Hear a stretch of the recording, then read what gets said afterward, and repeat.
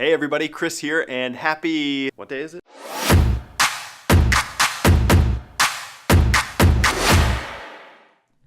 That's right, happy Metal Monday to you. Welcome to my Metal Monday Moments video series, where I grab a medal from my box of bling, give you a super quick race review, and then share a short story about my experience at the event.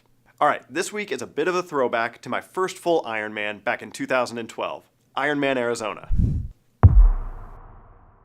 If you're considering doing this race, then I'm sure at some point you're going to dive deep into long-form race reviews and detailed course descriptions, so for my super quick race review here, I'm going to keep it at the 30,000 foot level. The swim is super calm because it takes place in Tempe Town Lake, so there's no waves or wind or any current to deal with. The bike is 3 loops on an out-and-back course that takes you out into the Sonoran Desert.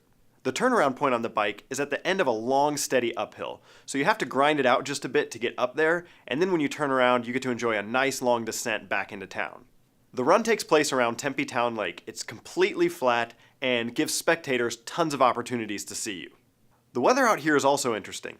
It can heat up during the day, and then it can cool off really quickly when the sun goes down. And since this race takes place in November, it goes down pretty early. So keep that in mind when you're packing what to wear for the bike and the run.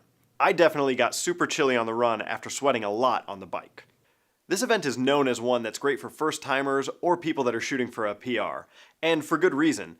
It's flat, it tends to not get too hot given the time of year, and it also has tons of crowd support. In fact, I think it's one of the most spectator-friendly courses on the entire circuit.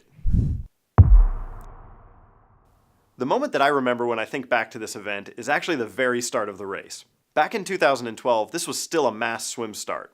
But even on top of that, athletes had to swim 100 meters out to get to the swim start line and then tread water until the cannon went off. The swim has since been changed to a rolling start, which I'm a little bit torn about. The mass start was fun because it was totally chaotic, and it also seemed a little more authentic to the early Ironman events.